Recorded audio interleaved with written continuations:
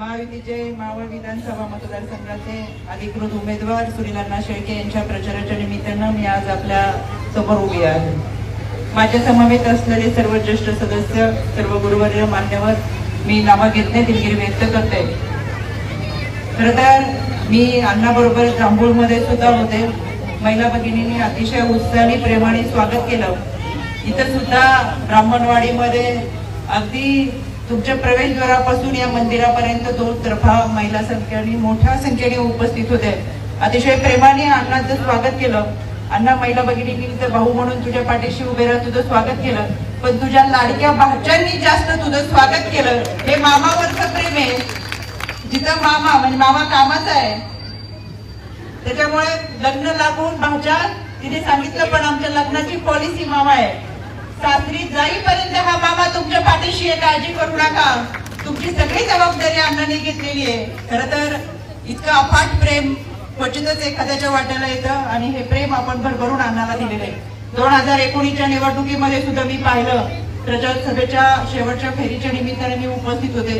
अफाट गर्दी अण्णाच्या भोवती होती। आया बहिणी, भावांचं, युवक सगळेजण मोठ्या उत्साहाने अण्णाचं स्वागत करत होते। त्यावेळेस अण्णा आमदार नव्हता, अण्णा हा एक कार्यकर्ता म्हणून तुमच्यामध्ये काम करत होता, पण एका कार्यकर्त्याला तुम्ही दिलेलं प्रेम आणि अण्णांनी विधिमंडळामध्ये मांडलेले मावळचे प्रश्न तुम्ही सगळ्यांनी पाहिलेले। यामध्ये आदरणीय अजितदादा यांनी अर्थमंत्री म्हणून अण्णाला जवळजवळ 4,500 कोटीचा निधी दिला। मला वाटतं या पुणे जिल्ह्यामध्ये सर्वाधिक निधी आणणारा हा एकमेव आमदार असेल। इतक्या मोठ्या प्रमाणाचा निधी अण्णांनी आपल्या मावळ तालुक्यासाठी आणलेला आहे।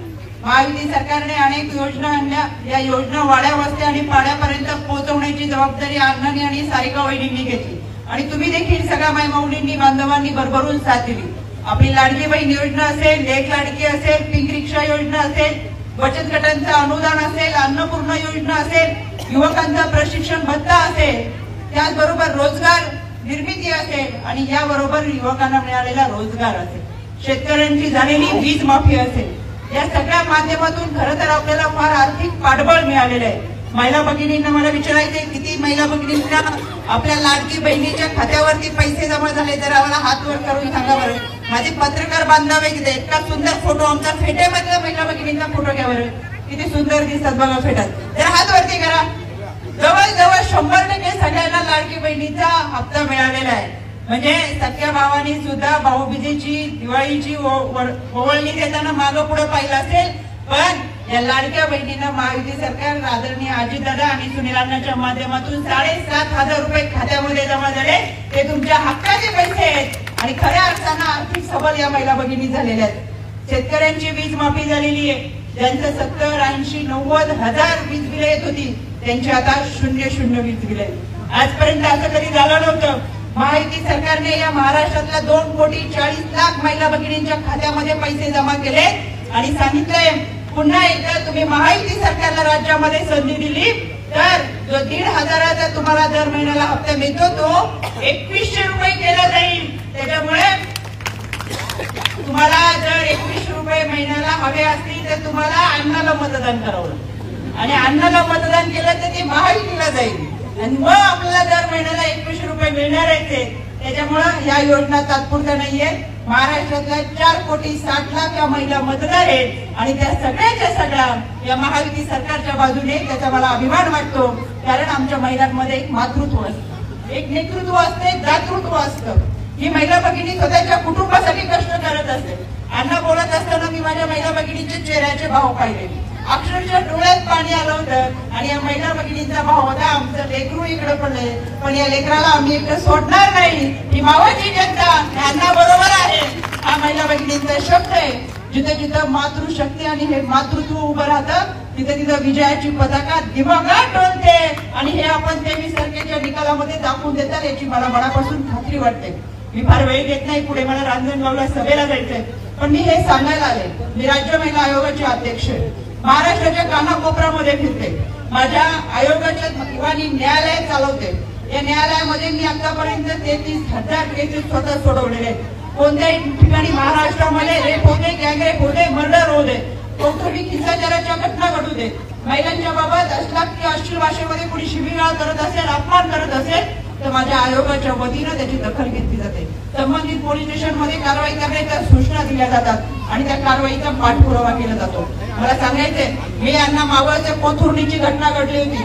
त्या कोथुर्डीच्या घटनेच्या आरोपीला सुद्धा आयोगाच्या माध्यमातून फास्ट ट्रॅक दिला. तो देखील त्या ठिकाणी होता, पण त्याचा पाठपुरावा केला आणि त्या आरोपीला फाशीची शिक्षा झाली. हा महाराष्ट्र छत्रपती शिवरायांच्या विचारांचा महाराष्ट्र, हा महाराष्ट्र साधू संतांची भूमी असलेला महाराष्ट्र.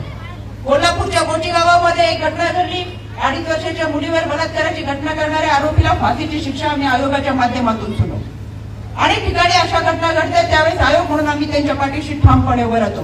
2 दिवसापूर्वी जी24 तासच्या पत्रकार चैत्राली राजापूरकर यांनी राज्य महिला आयोगाकडे एक तक्रार दाखल केली. मला आश्चर्य वाटलं. या मावळ मधल्या प्रचाराच्या दरम्यान अण्णाचा असेल किंवा अपक्ष उमेदवार बापू वेगळे यांच्या प्रचाराचे चित्रीकरण करत त्या महिला भगिनींनी केलं. ही महिला पत्रकारिता होती, पण बापू वेगळेंनी आणि त्यांच्या समर्थकांनी, मग त्याच्यामध्ये किशोर वेगळे असेल, संदीप वेगळे असेल, यांनी त्या महिला भगिनीला शिवीगाळ केली आणि सांगितलं फक्त अण्णाचीच बाईट घेतली. त्याच्यामध्ये त्यांनी सांगितलं की आम्ही तुला जीव मारू. हे चालेल का मावळमध्ये? याचा मी जाहीर निषेध करते. राज्य महिला आयोगाचे अध्यक्ष म्हणून मी आता जाहीर निषेध करते. या महाराष्ट्रामध्ये चालणार नाही. खबरदार महिला भगिनीने जर कोणी शिवीगाळ केली, अश्लील आणि अश्लील भाषेमध्ये जर विधान केलं तर त्याच्यावरती आम्ही कारवाई करू आणि केली देखील. या 4 जणांवरती लोणावळा शहर पोलीस ठाण्यामध्ये गुन्हा नोंद केला आहे. मी स्वतः आमच्या पॉच्या आईजी यांना पत्र लिहून सांगितले तातडीने कारवाई करा आणि अहवाल मला सादर करा. पुढे ग्रामीणचे अधीक्षक यांना देखील पत्रकार पाठवले आणि सांगितले कारवाई करून आम्हाला त्याची अहवाल सादर करा. मला या गावामध्ये सुद्धा आवर्जून सांगायचंय, इथं यापूर्वी जे विरोधक प्रचाराला आले, ठीक आहे, तुम्ही प्रचार करा. प्रचाराची भाषा ही वैचारिक पातळीवरती असली पाहिजे. विचारांची लढाई विचारांनी लढली पाहिजे. महिलांच्या बाबत जर कोणी अपमान करत असेल तर तो खपवून घेतला जाणार नाही. त्याचं उत्तर तर आपण या निवडणुकीच्या निमित्तानं देऊ. पण वर्षाताई, आम्ही सगळेजण तुमच्या पाठीशी आहे. आज मला अण्णांनी सांगितलं आणि तुमच्यासाठी मी या गावामध्ये आलेले आहे. कोणीही दहशतीला घाबरायचं नाही, गुंडागिरीला घाबरायचं नाही. भयमुक्त महाराष्ट्र, भयमुक्त मावळ हे आपलं खऱ्या अर्थानं विधान आहे आणि त्याच्यासाठी आपल्याला काम करायचं आहे. म्हणून अशा पद्धतीने जर तुम्हाला कोणी अश्लील अश्लील विधान करत असेल, तशा पद्धतीचं वर्तन करत असेल, कोणी भीती दाखवत असेल, तर माझ्या राज्य महिला आयोगाला आपण तक्रार नोंद करा. त्यांच्यावरती तातडीने कारवाई केली जाईल. ही हमी मी तुम्हाला द्यायला आले, हा विश्वास मी या नात्याने तुम्हाला द्यायला आले. त्याच्यामुळे या येणाऱ्या कालावधीमध्ये खऱ्या अर्थानं आपल्याला आपल्यातला माणूस द्यायचा. बरोबर ना? आपला माणूस, आपला क्रमांक 1. त्याच्यामुळे 1 क्रमांकावरचं घड्याळाचं बटन दाबून 20 तारखेला आपल्याला अण्णाचं चिन्ह घड्याळासमोर बटन दाबून प्रचंड मताने आपल्याला अण्णाला निवडून द्यायचंय. मला अण्णाला या मातृशक्तीच्या निमित्तानं मनापासून विश्वास द्यायचाय. अण्णा ही भावंड सगळी तुझ्या बरोबर आहेतच, पण आमच्या महिला भगिनींचं खरं तर 9 महिने 9 दिवस गर्भात वाढवलेल्या बाळाला जन्म देताना आम्ही महिला बाळंतपणाच्या कळा सहन करतो का? त्या बाळाला नवीन सृष्टी निर्माण करण्यासाठी एक सृजनता आमच्यामध्ये असते. आमच्या गर्भाचा रंग लाल आहे, तो आमच्या प्रामाणिकपणाचा आहे, तो आमच्या सृजनतेचा आहे, तो आमच्या संघर्षाचा आहे. आणि म्हणून आता या संकटाच्या संघर्षाच्या काळात ही मातृशक्ती तुझ्या बरोबर आहे आणि ही मातृशक्ती कायम तुझ्या बरोबर राहील. हा विश्वास या निमित्तानं तुला देते. पुन्हा एकदा मला विश्वास आहे, आपण मावळची जनता अण्णाला लाखोच्या मताधिक्याने निवडून देतात. शेवटी माणसामध्ये काम करणारा हा सर्वसामान्य माणूस 23 तारखेला गुलाल उधळण्यासाठी तुम्ही मला जरूर आमंत्रित करताल. एकदा जोरदार टाळ्या वाजवून आपण अण्णाचं मनापासून अभिनंदन करू.